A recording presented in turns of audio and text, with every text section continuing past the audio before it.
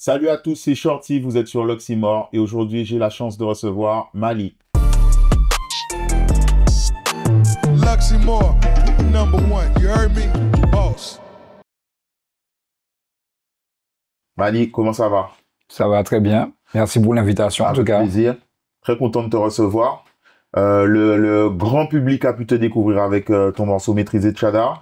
Moi, je t'ai connu un peu plus tôt. Je crois que tu chantais beaucoup justement avec des Guadeloupéens, avec Ouais. Maïti Kalimba. Mhm. Est-ce que tu peux déjà nous parler de d'où tu viens en fait? Parce que du coup, moi, je t'avais identifié en tant que Guadeloupéen. Ok.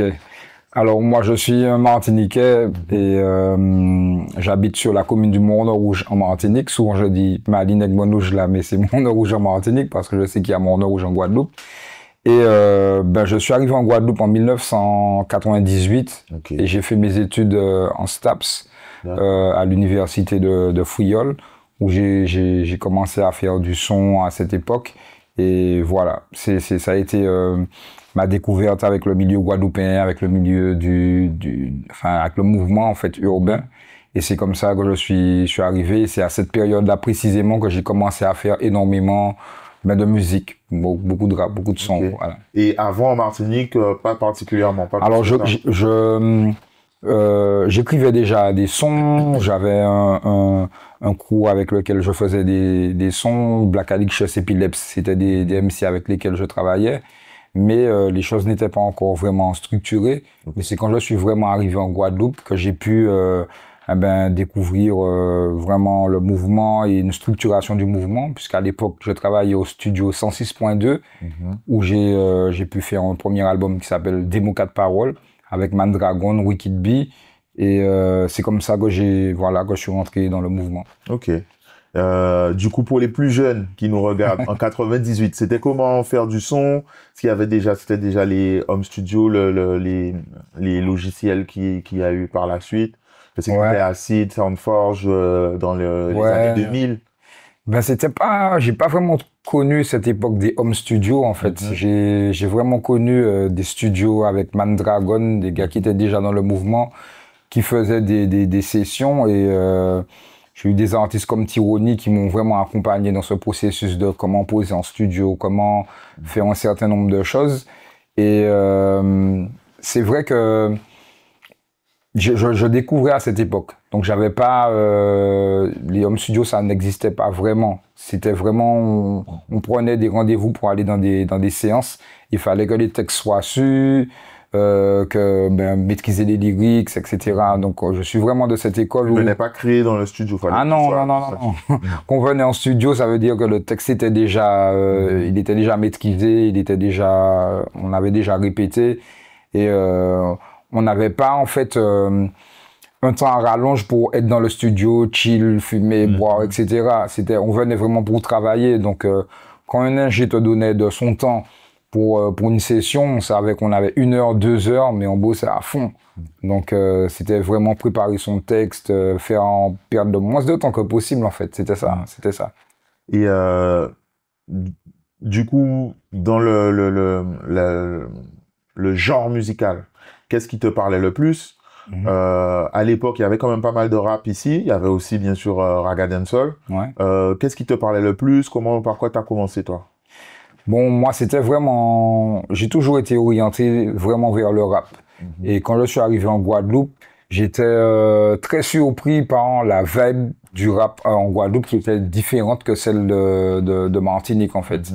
Et donc, en Martinique, j'écoutais des groupes comme Neki Pas fait la fête, etc. Et quand je suis arrivé en Guadeloupe, j'ai vu toute la vibe des sons de Folkly, la Horde Noire, il y avait plein de groupes. Et c'était une énergie qui était différente. Et j'ai trouvé que c'est une énergie qui était déjà en avant sur le côté un peu entertainment de la musique. Et c'était une découverte pour moi. Donc j'ai vraiment appris en arrivant ici. Il y avait vraiment cet aspect aussi de la performance. Quand tu allais chanter quelque part, il fallait écraser, il fallait performer, il fallait être vraiment efficace, quoi. Voilà. Et comment ça a évolué par la suite? T'as continué les études en France? Comment? Alors après, j'ai passé mon DUG en STAPS en Guadeloupe et après je suis parti me spécialiser en France, à Toulouse. Et là-bas, j'ai continué à travailler mon son. Et c'est là où a commencé la collaboration avec un DJ qui s'appelle DJ Trax à l'époque, qui est aussi un beatmaker très connu et qui est à Montréal en ce moment.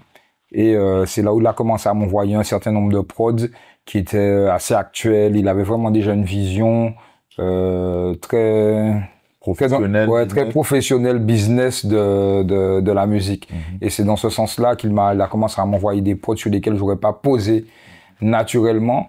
Et c'était la période où le crunk, en fait, avait son essor. Et c'est comme ça que j'ai commencé à poser sur des prods un peu différentes de ce que je faisais auparavant. Voilà. Et au niveau de l'émulation qu'il y avait, le Sud, je sais qu'il y avait pas mal d'artistes entre Montpellier, Toulouse. Est-ce que c'était comment l'énergie à ce moment-là, les connexions? T'as pu faire pas mal de feats, je crois, à l'époque? Oui, j'ai fait pas mal de feats. J'ai été invité sur des compiles. Voilà, il y avait déjà un frère de la commune du Morne-Rouge qui était sur Montpellier qui s'appelle Stongy. Donc voilà, les connexions étaient assez évidentes. Et je montais souvent sur Paris pour poser sur des compiles où j'étais invité. Ça a été les vraiment premières collaborations où j'étais sur des projets un peu commerciaux, on va dire. Donc il y a eu Megawatt, il y a eu enfin voilà, il y a toute une série de compiles sur lesquels j'ai pu poser sur le label Kikila. Et c'est comme ça que j'ai pu me faire connaître. Mais c'était toujours dans un microcosme un peu dancehall, voilà. Il n'y avait pas encore vraiment le rap n'était pas encore vraiment ce qu'il était, voilà, c'était pas encore développé. Donc je posais toujours sur des prods dancehall. Voilà. Ok. Du coup, est-ce que c'est la suite naturelle du coup qui t'a amené à faire le morceau Maîtriser Tchadar? Comment ça s'est passé ce morceau-là? C'est quoi son histoire? Alors son histoire, c'est que déjà à l'époque, il y avait il y a le coin qui est arrivé avec la bande à Soulja Boy, etc. You, etc. Les sons un peu comme ça, DJ Hunk. Et c'est vrai que quand cette vague de sons est arrivée, je me suis dit, mais franchement, c'est vraiment ce qui donne. Et il n'y a pas de raison qu'on passe à côté de ce mouvement-là. Je me reconnais bien dans cette énergie-là. Et ça nous a donné l'envie avec DJ Trax de vraiment d'aller dans ce sens-là. Et le son Maîtriser Tchadar, je t'avoue que l'inspiration est venue d'un voyage qu'on a pu faire à Amsterdam avec un pote qui s'appelle Exotic, genre un gros big up. Et c'était un week-end du 15 août et franchement, on n'était pas parti vraiment à l'improviste. On a trouvé des billets à 50 € pour aller entrer à Amsterdam. Et on a fait un périple là-bas et c'était vraiment une aventure rocambolesque. Et on a goûté à toutes les spécialités, on va dire, un peu locales. Et on s'est retrouvé un soir dans une chambre d'hôtel avec un casque. Et dans le freestyle, on faisait gardez comment dire au café de l'ocabré, gardez comment dire l'ocafé de l'ocabré, l'ocafi, mais Maîtriser Tchadar. Donc en fait, Maîtriser Tchadar, c'est une partie de ce freestyle-là, en fait, avec mon poteau qu'on appelle Exotic, à qui j'envoie un gros big up. Et c'est comme ça que le son... Après, vous l'avez retravaillé. On l'a retravaillé, etc. DJ Trax m'a envoyé des prods. La prod sur laquelle on a posé Maîtriser Tchadar, c'est une prod sur laquelle il avait proposé à plein de rappeurs de poser dessus. Et ils n'avaient pas accepté. Et j'étais le seul à poser dessus. Donc il y avait à l'époque Shaolin, il y avait plein d'autres rappeurs sur lesquels il avait proposé. Instru et beaucoup de Guadeloupéens, parce que je sais que le crunk, c'était très fort en Guadeloupe. Ouais, c'était mais un peu moins en Martinique, j'ai l'impression. Ouais, il n'y avait pas encore cette vibe-là. Franchement, c'était en Martinique, la vibe, elle était très reggae, dancehall, etc. Et j'étais un peu un ovni dans ce paysage-là. Et c'est dans ce contexte-là où DJ Trax m'a dit, vas-y, il y a cette prod-là, regarde si tu arrives à kicker dessus, etc. Et je pose le son Maîtriser Tchadar, qui est le dernier son d'une mixtape à la base, qui s'appelle Flow 55 degrés. C'est vraiment le dernier son. Je me dis, allez, nous qu'a fait ça comme ça, nous qui ça qu'a fait. Et c'est ce son-là qui, au final, retient un peu l'attention de tout le monde. Et c'est comme ça que les gens arrivent à me connaître. Et ça faisait déjà plus de 10 ans que j'étais déjà actif. Depuis 98, en arrivant en Guadeloupe, etc., j'ai fait les sons de système, j'ai fait pas mal de choses où, voilà. Mais c'est vraiment dans cette année-là, en 2006-2007, où ça a explosé. Et comment je peux formuler ça? C'est comment d'avoir un morceau qui explose à l'époque. Aujourd'hui, on sait, c'est Instagram, on va regarder les vues, s'il y a des trends TikTok, le nombre de streams. À l'époque, comment vous avez senti que c'était un tube? Ça a été quoi les signaux? Est-ce que c'est rentré en radio? Est-ce que c'est dans les soirées? Comment ça va? Alors, ça a été vraiment un peu une surprise. À l'époque, on n'est pas dans l'ère où les réseaux sociaux ont une telle importance, où on a des indicateurs très rapidement il y a des plateformes qui sont bien spécifiques, j'oublie les noms, mais il y avait Mad in Music à l'époque, et c'est au nombre de téléchargements, on sait que un son il plaît ou pas. Donc on avait quelques indicateurs comme ça où le son il a explosé, et du coup on se rend compte assez rapidement que le son il commence à être joué par un certain nombre de DJ dans les soirées. Et voilà. Ça a été naturel. C'était pas une stratégie où vous avez pris le temps d'envoyer des mails ou de contacter. Non. À l'époque, j'envoie, en fait, on termine le son et il y a un pote à moi qui me dit, ouais, mais les sons, il faut les distribuer, il faut les faire tourner un peu, etc. Je suis pas trop de cette école-là. Je dis, bon, ok, vas-y. J'envoie ça à 2-3 personnes comme ça. Et très rapidement, je vois qu'il y a un intérêt autour du titre et que j'ai des retours. Et ça commence un peu à parler. On fait le clip dans lequel il y a énormément d'artistes guadeloupéens, martiniquais. On a X-Man, on a Mighty Killa, on a Dali, qui à l'époque autour des Yoles, etc. Il y a plein il y a tout plein d'artistes. On décortique le clip, il y a énormément d'artistes. Et à la suite de ça, je vois qu'il y a quand même un engouement aussi de la population qui commence à connaître mon visage et à me demander des photos dans la rue, etc. Et c'est comme ça que je prends conscience que il y a quelque chose qui se passe. On commence à m'inviter dans des soirées, dans des grosses soirées à Bordeaux, etc.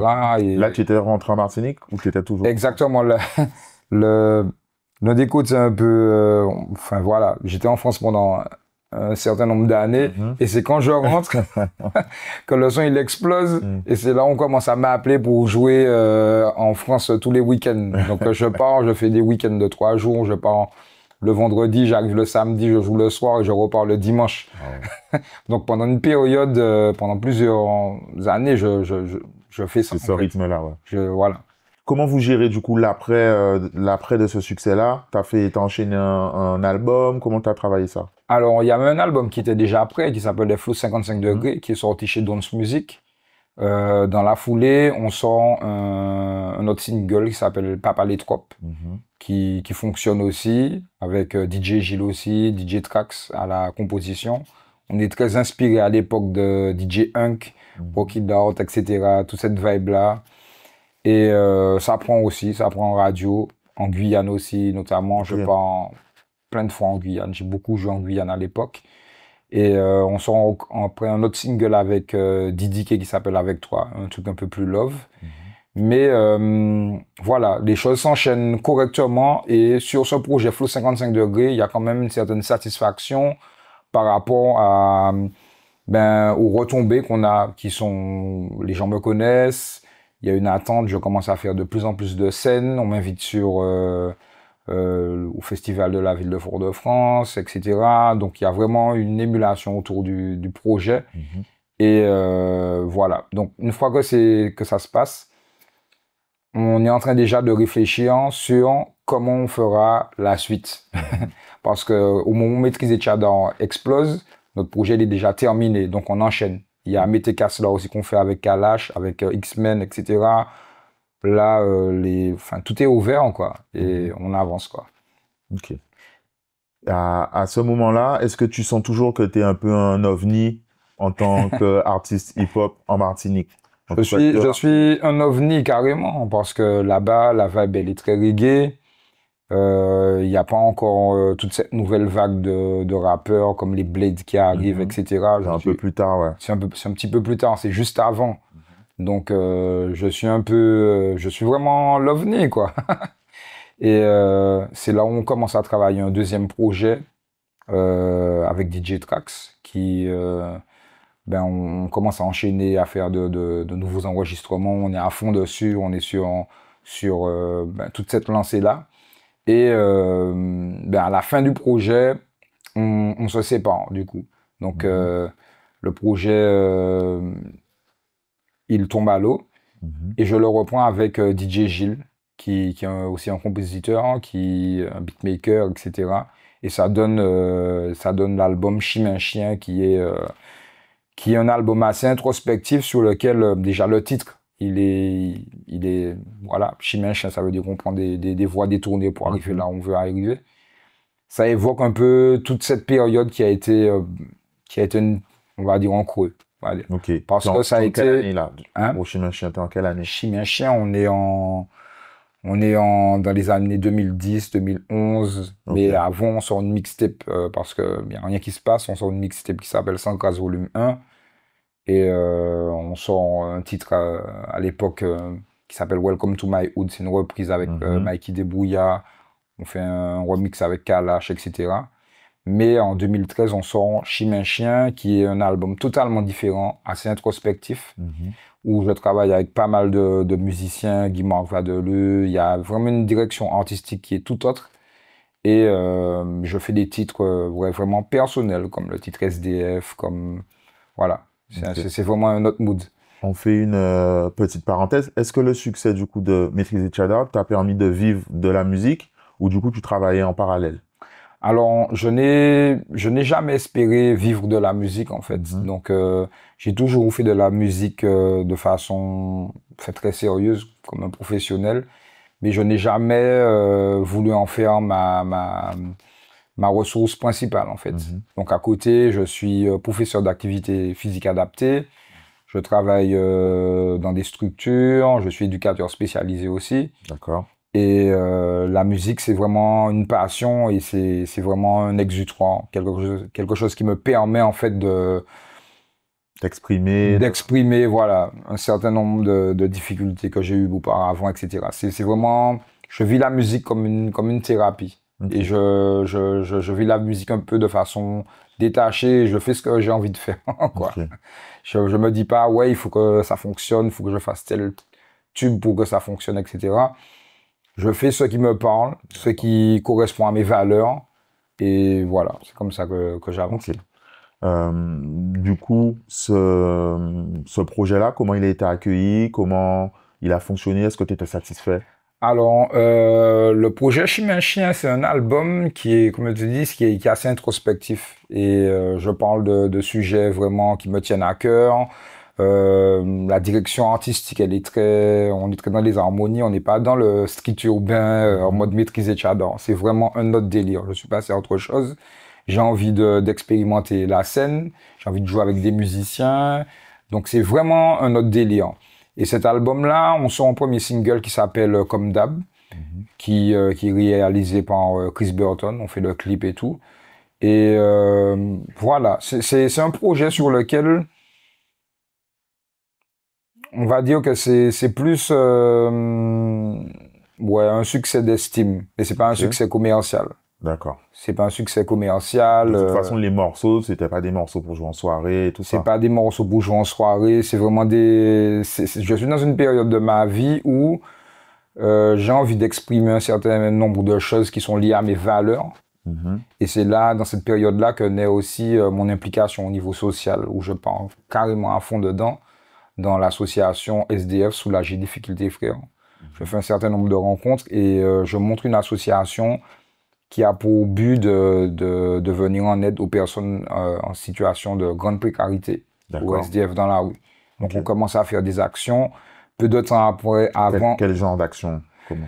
Alors, l'une des premières actions qu'on a pu faire, c'était un concert au Maximus à l'époque, en Martinique. Il y avait une boîte de nuit qui s'appelait le Maximus. Moi, je connais les plus jeunes, ils vont pas connaître. Ouais.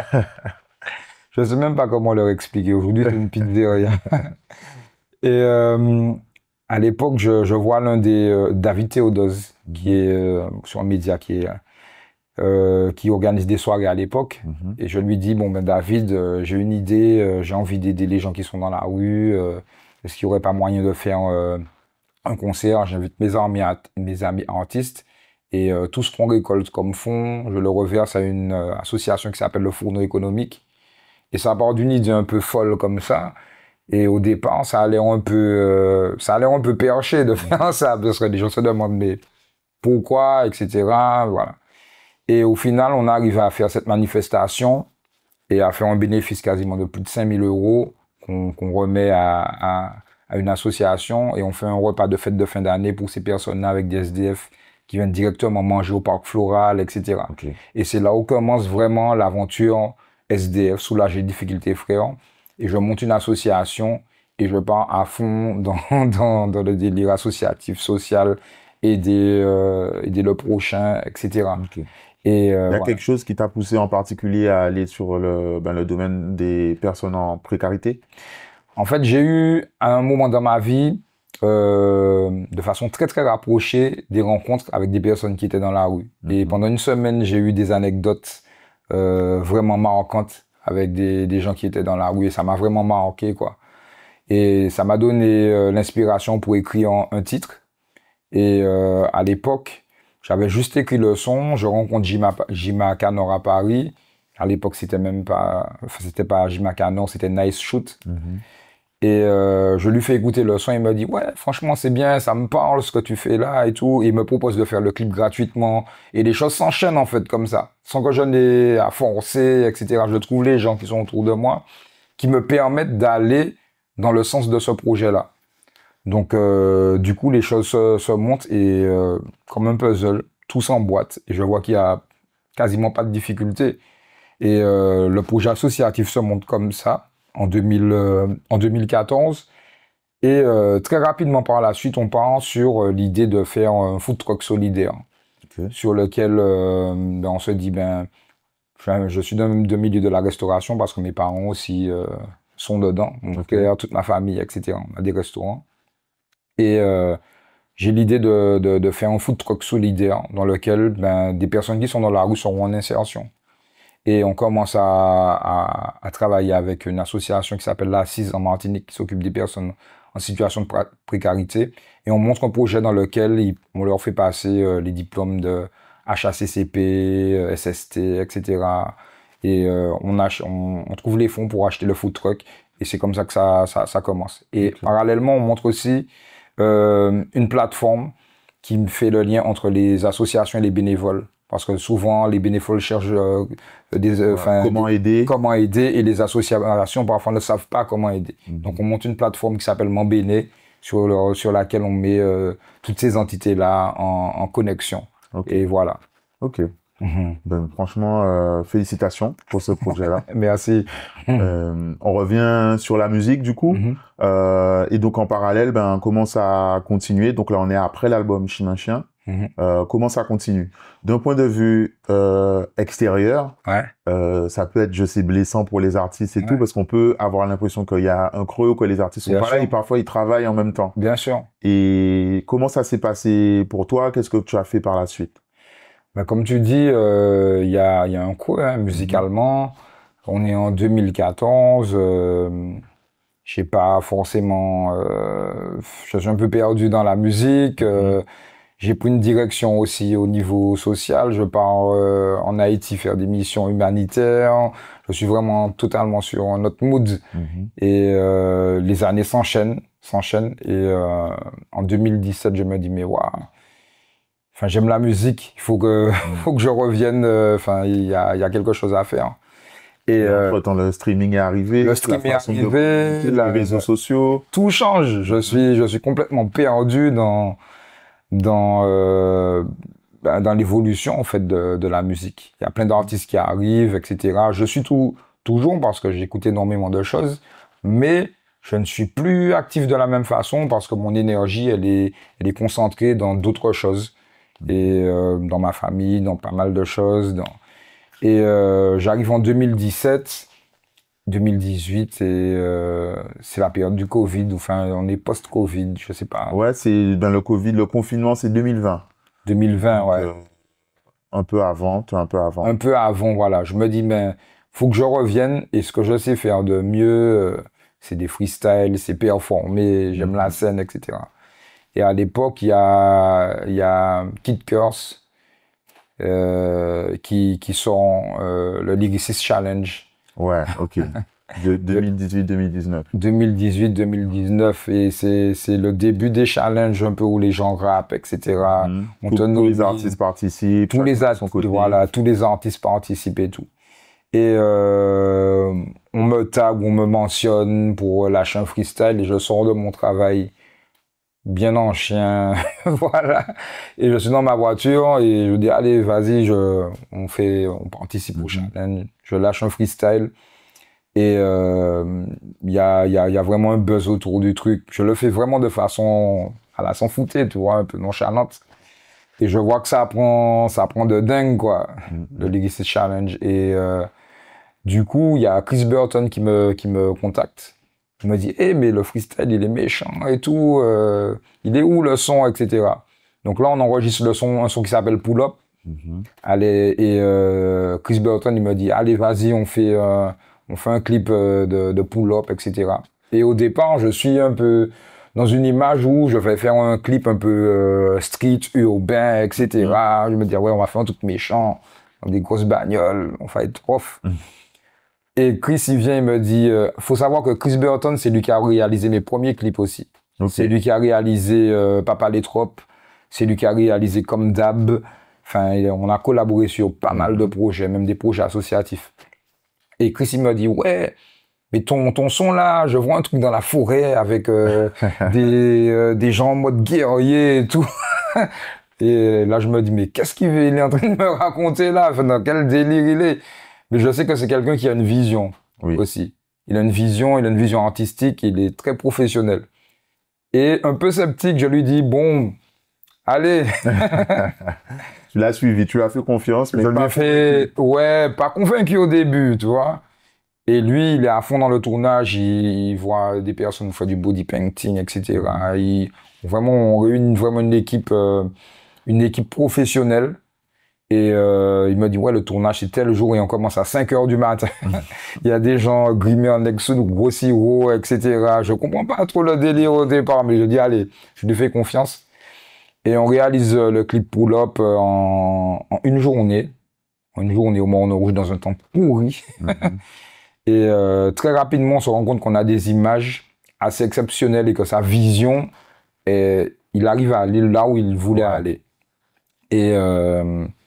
Et du coup, le résultat, c'est que ce clip-là, il participe à des festivals et il est primé aux États-Unis, à Berlin, à Toronto, où Chris Burton se déplace pour recevoir des prix. Et franchement, c'est la grosse surprise. Et l'une des anecdotes, c'est que Chris Burton, sur l'un des festivals, il gagne le prix de la photographie pour la lumière, etc. Et ce jour-là, on tourne vraiment dans de la boue et dans un temps pourri.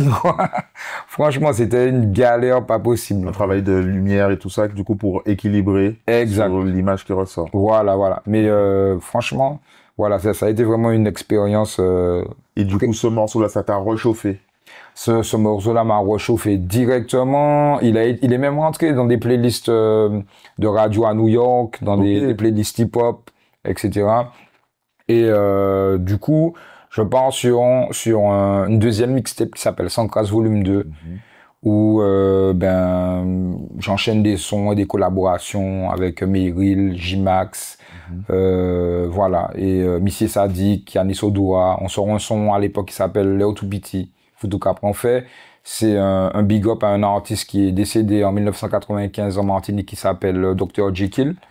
Et c'est un hommage en fait.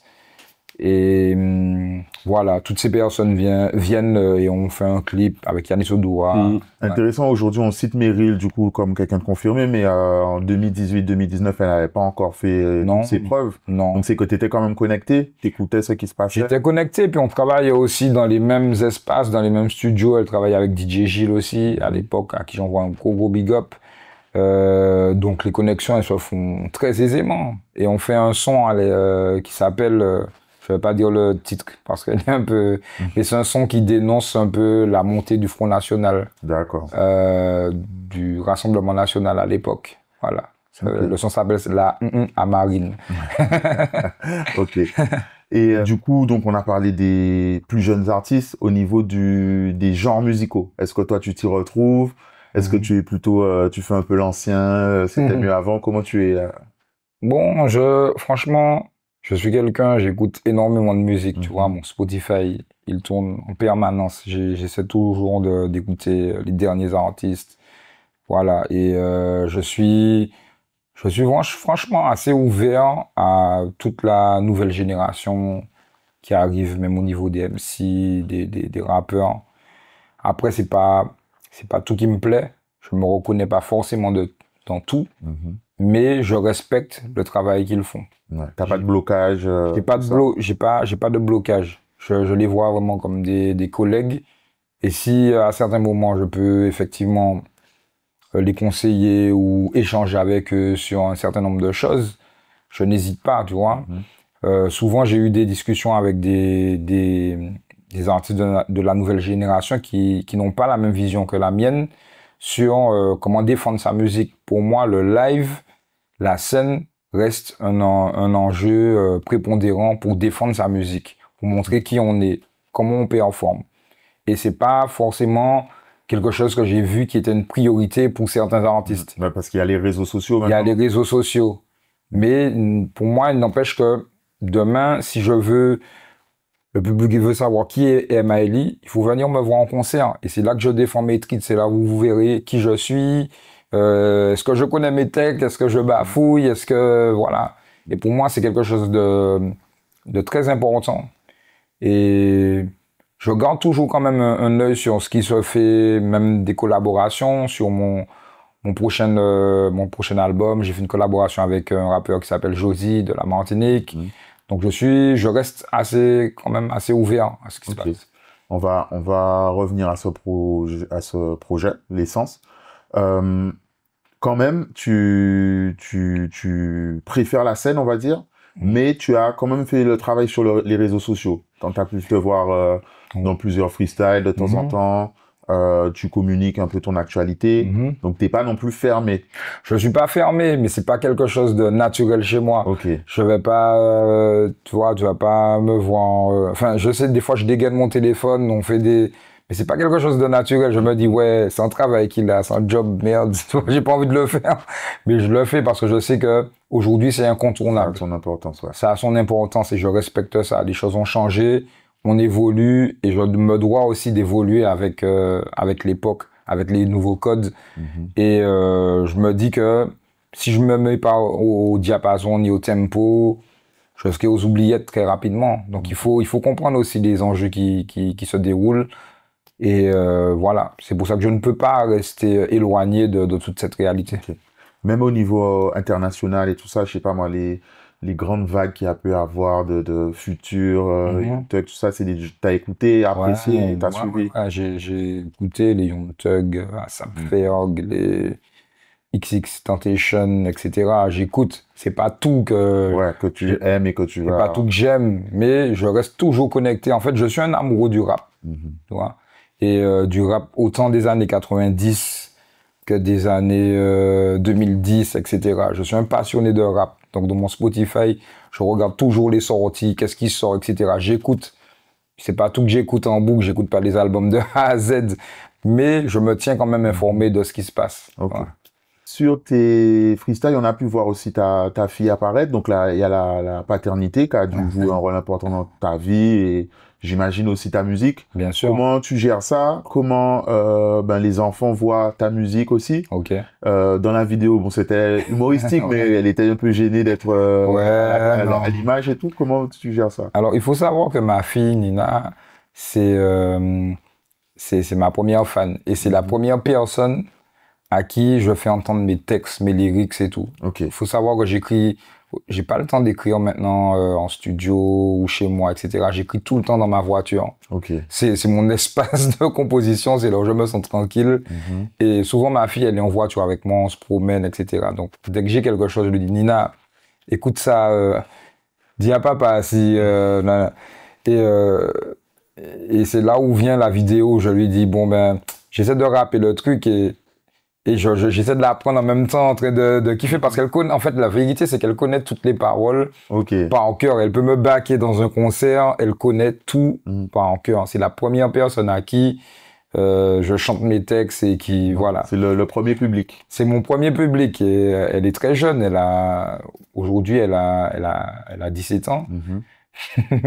Donc, elle est vraiment connectée avec la nouvelle génération et tout. Et quand même, elle dit, papa, ça, c'est pas bon, non, non, c'est pas bon. Est-ce qu'elle te dit, écoute ça aussi, elle te fait découvrir des artistes? Elle me fait écouter pas mal de choses. Elle a une grande culture musicale. Elle est assez ouverte. Et c'est vrai que, comme je disais, ça reste ma première fan. Et c'est vraiment la personne à qui, dès que j'écris quelque chose, je lui dis, Nina, écoute ça, écoute ça, écoute ça. Et c'est vrai que cette vidéo-là, elle a eu un buzz parce que, pendant que je freestyle mon truc, elle essaie de se cacher, elle a un peu honte, elle n'aime pas qu'on la voit à la caméra. Et au moment où je le poste, je ne me dis pas, ouais, ça va... je sais pas ce que ça va faire, en fait. Et ça fait quelque chose. Mais ce qu'il y a à retenir de ça, c'est que ça me fait prendre conscience de plusieurs choses. C'est que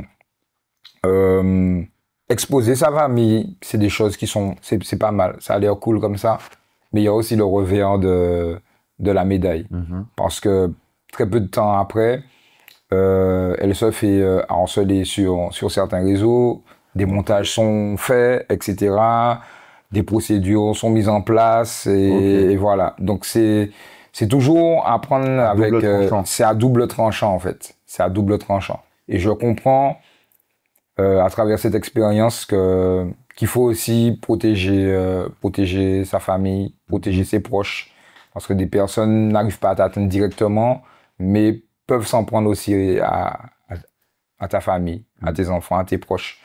Donc tout ça, c'est une expérience, mais voilà, c'est quelque chose que j'aime en tout cas partager avec elle. Et ouais. Et elle te suit, elle te soutient, et elle-même, elle est à jour et te présente des choses. Elle est à jour, elle me fait écouter tous les derniers artistes. Donc souvent, on est dans des discussions. Mais c'est quoi, qu'est-ce que tu me fais écouter là? C'est quoi ces vieux artistes là? Il n'y a pas de lyrics là-bas. Donc voilà, mais je suis content qu'elle me fasse découvrir certaines choses. Ça nous évite aussi de rester reclus dans nos modes de positions, chacun dans ses positions. Exactement. Et je découvre des choses. Et par ailleurs, je lui fais découvrir autre chose. Je lui dis, tu me parles de tel artiste, écoute Kerry James, écoute le lyrique, écoute ça. Vois le jeu de mots là, t'as pas compris ça. Et même parfois, les artistes d'aujourd'hui font des références, mais les plus jeunes ne savent pas. Ils ne savent pas. Voilà. Donc c'est vraiment ce que j'essaie de lui apporter, cette culture musicale et le goût de découvrir d'autres choses. Et elle-même, je pense qu'elle fait ce travail-là sur moi parce qu'il y a plein d'artistes que je découvre par... En fait, je me rends compte qu'il y a plein d'artistes que je n'aurais jamais pu découvrir si elle ne m'en avait pas parlé. Et des artistes qui ont déjà un parcours, qui ont déjà leur public, qui ont déjà une force de frappe, etc. Et je suis toujours étonné de me dire, mais les gens, ils connaissent ça. Ils me disent, mais ça, il y a des millions de gens qui... Voilà. Ouais. Donc, ça me permet de rester connecté. Et le fait aussi de travailler, parfois de faire des ateliers aussi d'écriture avec des jeunes dans des projets, etc., dans des écoles, ça me permet de rester au contact et de savoir ce qui se passe. Voilà. Okay. Ça nous amène à ton actualité, normalement. Donc là, tu es en promotion pour ton projet L'Essence. Est-ce que tu peux nous en parler? C'est quoi ce projet? C'est pour quand? Qu'est-ce qu'on va y trouver? Alors, le projet L'Essence, c'est un projet qui prend sa naissance avec un son qui s'appelle Pays Moins, qui est composé par Joël Jacoulet, qui est le compositeur de beaucoup d'artistes connus, beaucoup de tubes, Easy, énormément de tubes. C'est vraiment un monument dans la musique martiniquaise. Antillaise même. Antillaise même, on va dire, qui a collaboré avec Fanny, etc. C'est vraiment... Et on commence, ça faisait un moment qu'on devait collaborer avec Joël Jacoulet, et un jour on se rencontre, il me dit de passer à son studio, on prend 1 heure de temps, on parle, on discute, et on décide de faire le titre Pays Moins, qui a une forte résonance après dans le paysage musical. Et à l'issue de cette collaboration, on se dit, mais ce qu'on a fait, c'est trop bien, on a trop kiffé, on aime trop... Et on décide de partir sur un projet qui est censé peut-être être un 4-5 titres. Et au final, on enchaîne les sons. Au final, il y en a 13 sur le projet. Donc c'est un album qui est très collaboratif. L'essence, déjà, le nom exprime beaucoup de choses fortes parce que l'essence, c'est pas forcément le carburant, mais ça peut être pris dans ce sens-là. L'essence, c'est aussi les origines, les directions dans lesquelles on va, etc. Donc l'album L'essence, c'est vraiment un album collaboratif sur lequel j'ai vraiment eu plaisir de rencontrer des personnes vraiment dans le milieu. On a une collaboration avec Jocelyne Bérois, on a fait un son en mode conte avec Jocelyn Regina, qui est un conteur de la Martinique. On a eu Josie aussi, qui s'est prêté vraiment à l'exercice sur une prod qui est un peu vraiment différente de ce qu'il a l'habitude de faire. Il y a Jeanne Baudry. Donc il y a toute cette couleur un peu caribéenne qui ressort justement dans ce projet, et Joël Jacoulet a vraiment pu mélanger tout ça et créer quelque chose vraiment d'assez exceptionnel en tout cas. Ouais. Et c'est quoi tes objectifs avec ce projet-là? Mon objectif déjà, c'est de pouvoir le défendre sur scène. C'est pour ça que voilà, c'est ce que je te disais, d'où ma venue. Et de rencontrer aussi des personnes qui seraient prêtes à l'entendre dans des lieux, etc. Donc s'il y a des personnes justement qui sont prêtes à écouter du hip-hop en live avec du contenu, avec des valeurs, etc., ce projet est pour eux. Et voilà, pour moi la scène, c'est vraiment un élément pour moi prépondérable, déterminant dans le processus artistique, enfin dans mon processus artistique. Voilà. Et c'est comme ça que je compte vraiment défendre. Et en créant, tu pensais déjà à la scène, à vraiment mettre en scène. Exact.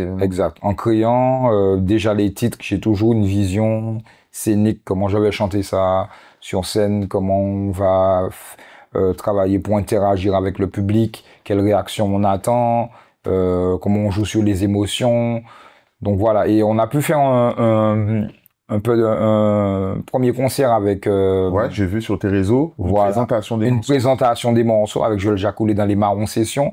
Et c'est vrai qu'on a été vraiment surpris de la réaction du public par rapport à certains morceaux. C'est pas forcément les morceaux où on pense que les gens ils vont réagir, sur lesquels on a les meilleurs retours.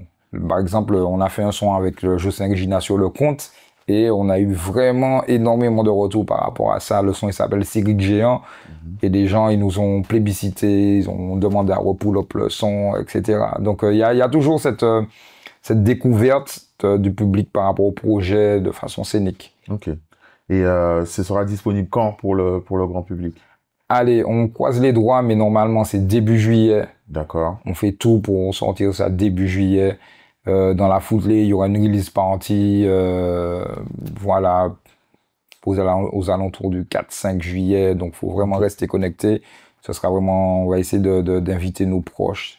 Et il y aura tous les invités de l'album. Voilà, on va faire vraiment une fête spéciale pour ça. Et du point de vue vraiment musical dans le genre, est-ce que donc on entend aussi bien du Josie que du Jocelyne Bérois. Ouais. Mais toi, sur la pratique, comment tu t'es senti? Est-ce que tu as aussi essayé je sais pas moi, d'évoluer les flows? Ouais. Comment tu as travaillé ça? Pour moi, ça a été un exercice assez enrichissant parce que d'habitude, je pose sur des prods un peu rap, et Joël Jacoulet a un univers très caribéen. Donc, il a fallu composer justement avec ses spécificités, moi ce que j'amène aussi, et ça donne un mélange qui est vraiment délicieux, on va dire. Je promotionne mon truc.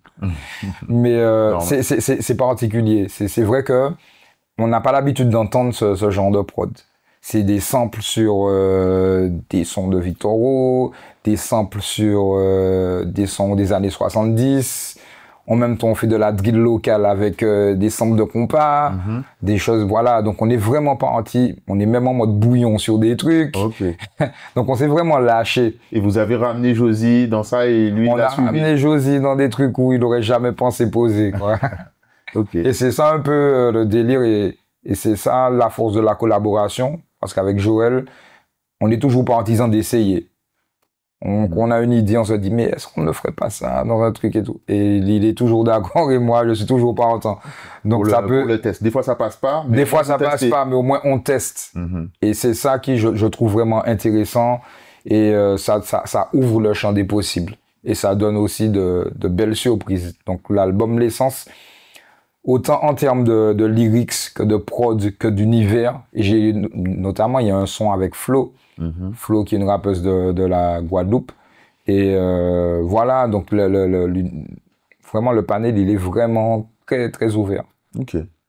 On a fait un petit peu le tour. Est-ce qu'il y a quelque chose que tu aurais aimé rajouter sur l'album ou en général un message même peut-être? Un message, franchement, l'album L'Essence, pourquoi aller le checker? Parce que hormis 113 volume 2 qui est sorti en 98, c'est mon dernier projet artistique qui est sorti en 2013, mon dernier album. Je parle pas de mixtape.